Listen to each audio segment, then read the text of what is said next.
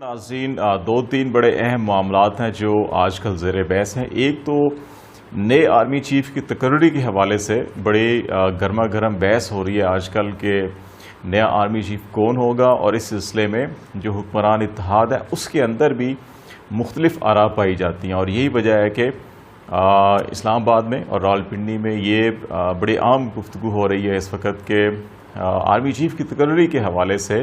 اس وقت حکمران اتحاد کی دونوں جو بڑی جماعتیں ہیں، پاکستان مسلم لیگ نون اور پاکستان پیپلز پارٹی، ان کے اندر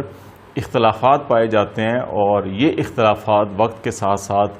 دراڑ کی صورت اختیار کرتے جا رہے ہیں۔ ایک تو ہم اس موضوع کے اوپر بات چیت کریں گے کہ نئے آرمی چیف متوقع طور کے اوپر کون سے ہو سکتے ہیں، سینیارٹی میں اس وقت کون سے سینئر 3-4 جنرلز ہیں، اور پاکستان مسلم لیگ نون کی کیا خواہش ہے اور زرداری صاحب کی کیا خواہش ہے، اور ان خواہشات کے پیچھے محرکات کیا ہیں، اور ان محرکات کی وجہ سے جو اختلافات ہیں ان کی نوعیت کیا ہے، اور ابھی ہونے کیا جا رہا ہے یا کیا امکانات ہیں، اس کے اوپر بات چیت کریں گے۔ اس کے ساتھ ساتھ جو پی ڈی ایم مختلف الخیال جماعتوں کا ایک گروپ ہے جس کو اکٹھا کیا گیا اور پاکستان تحریک انصاف کی حکومت کو گھر بھیجا گیا، اس کے اندر بھی اب دراڑیں پڑنا شروع ہو گئی ہیں، اور ایم کیو ایم نے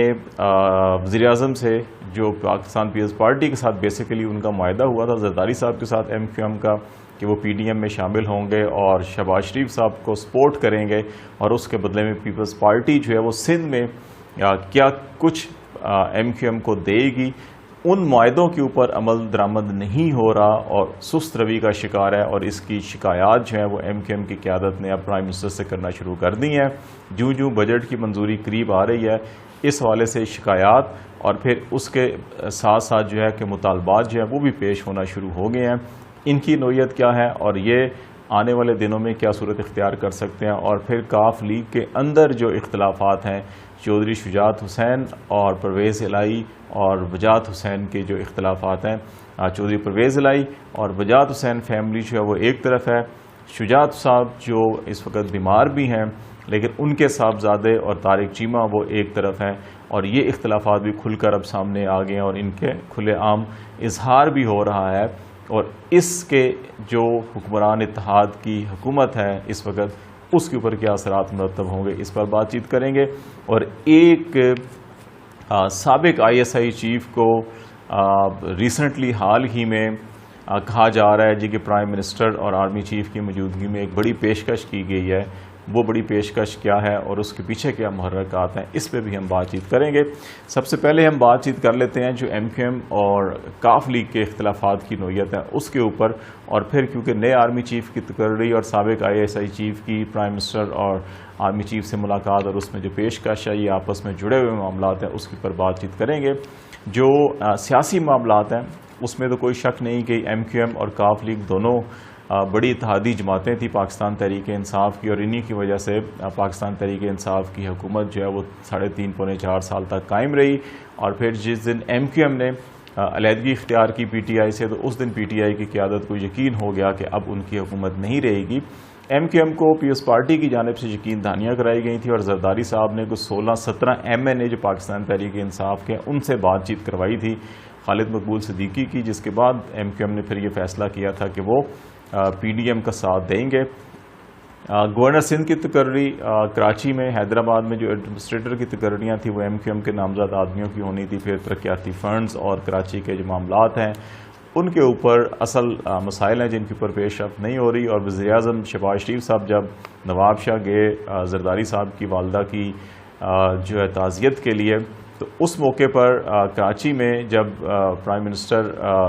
تھوڑی دیر کے لیے رکے تو وہاں ایم کیو ایم کے وفد نے پرائم منسٹر سے ملاقات کی اور گلے شکوے کی اور کہا کہ معاہدے پر عمل درآمد نہیں ہو رہا، سست روی کا شکار ہے۔ پرائم منسٹر نے 3 فیڈرل منسٹر جو ہیں، 3 سینئر ارکان پاکستان مسلم لیگ نون کے، یاز صادق صاحب، سعد رفیق صاحب اور احسن اقبال صاحب کو یہ ذمہ داری سونپی کہ ان سارے معاملات کو دیکھ کر اس کی پیش رفت کا جائزہ لیں۔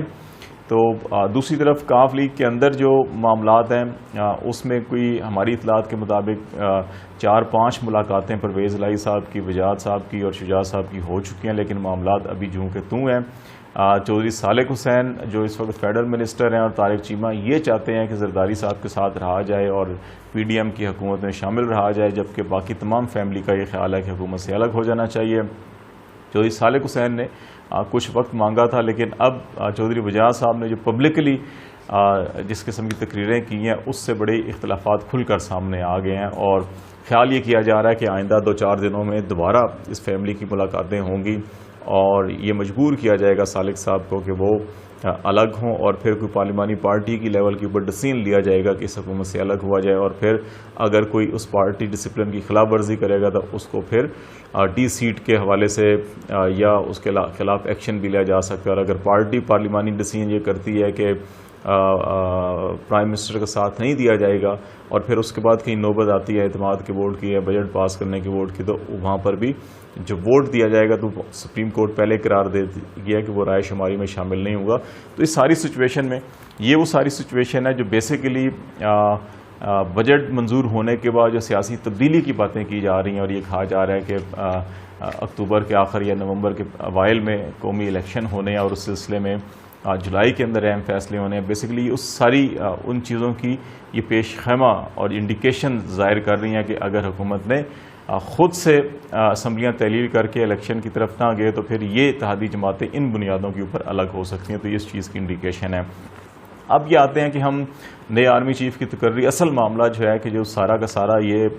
پچھلے 3 مہینوں سے پاکستان کے اندر جو یہ سیاسی اور آئینی بحران پیدا ہوا ہے وہ نومبر کی تقرری کے حوالے سے ہی تھا، جس پہ مختلف لیگی قیادت جو ہے وہ بھی کھل کر اظہار کر چکی ہے۔ نئے آرمی چیف کے لیے جو 3-4 بڑے اہم نام ہیں ان میں جنرل اظہر عباس ہیں، اور ان کے ساتھ ساتھ جو ہے کہ جنرل سہر شمشاد ہیں جو کور کمانڈر پنڈی ہیں، اور جنرل فیض حمید ہیں جو کور کمانڈر پشاور ہیں۔ اور پاکستان مسلم لیگ نون کی یہ خواہش ہے کہ جو آرمی چیف ہو وہ ان 3 جرنیل میں سے نیا آرمی چیف ہونا چاہیے، جبکہ زرداری صاحب کی خواہش ہے کہ قمر جاوید باجوہ صاحب کو ایکسٹینشن دی جائے۔ بعض لوگوں کا خیال ہے کہ اس وقت قمر باجوہ صاحب کی بھی دل میں خواہش ہے کہ جس انداز میں ان کے اوپر پبلکلی تنقید ہو رہی ہے، اگر وہ اب الگ ہوتے ہیں تو پھر ان کا شاید پاکستان میں جینا مشکل بنا دیا جائے گا سوشل میڈیا کے اوپر، تو اس لیے وہ چاہتے ہیں کہ کچھ وقت وہ لیں اور پھر ایسے کام کر لیں کہ اپنی کوئی ریپیوٹ بہتر بنا لیں۔ لیکن زرداری صاحب کی یہ خواہش جو ہے پوری ہوتی دکھائی اس لیے نہیں دے رہی کہ میاں نواز شریف صاحب جنرل باجوہ صاحب کو ایکسٹینشن دینے کے لیے راضی نہیں ہیں۔ ان کا یہ خیال ہے کہ جو 3 نام ہم نے لیے ہیں کہ ان میں سے یا تو آرمی چیف ہوں،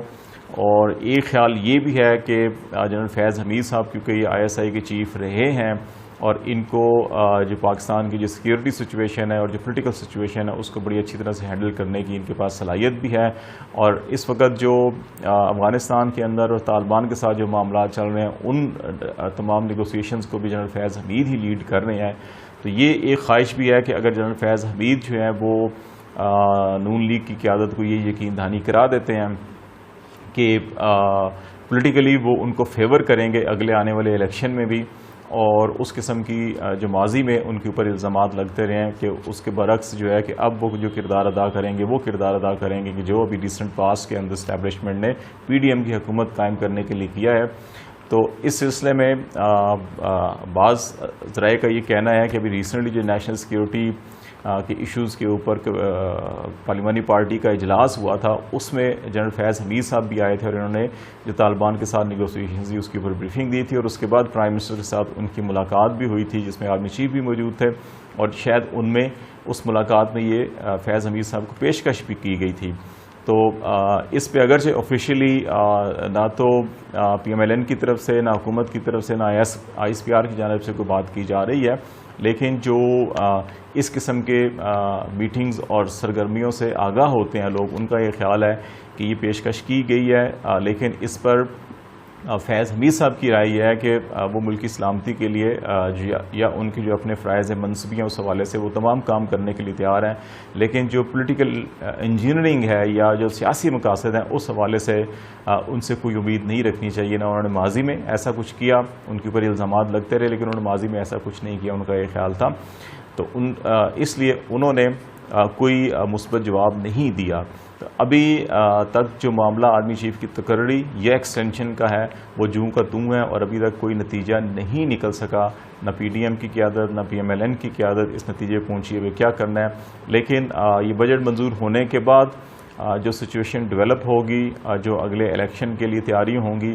یہ ساری چیزیں اگلے 2-3 ہفتوں کے اندر کافی اہمیت اختیار کر سکتی ہیں۔ یہی وجہ ہے کہ اسحاق ڈار صاحب بھی اس ساری اکنامک سچویشن کے اندر جہاں نون لیگ کی خواہش ہے کہ اسحاق ڈار صاحب آئیں اور اس معیشت کو سنبھالیں، تو وہ بھی یہ کہہ رہے ہیں کہ انہوں نے ڈاکٹر سے مشورہ کیا اور انہوں نے 2 ہفتوں کا ٹائم دیا، تو وہ بھی بیسیکلی ان 2 ہفتوں کے اندر جو پولیٹیکلی ڈیولپمنٹس ہیں ان کو دیکھنا چاہ رہے ہیں کہ کیا چیزیں ہیں جو انڈرسٹینڈنگ ڈیولپس ہوتی ہیں، اسی کے نتیجے میں وہ فیصلہ کریں گے۔ اگر ان کے لیے حالات سازگار ہوئے تو وہ آئیں گے، ادروائز پھر حالات جو ہے کہ وہ الیکشن کی طرف اور اس اتحاد کے اندر جو دراڑیں ٹوٹ پھوٹ ہے وہ باقاعدہ علیحدگی کی شکل اختیار کر سکتے ہیں، اور اس کے نتیجے میں حالات اس طرف ہوں گے کہ پھر حکومت بھی ختم ہو سکتی ہے اور انتخابات کے لیے راہ بھی ہموار ہو سکتی ہے۔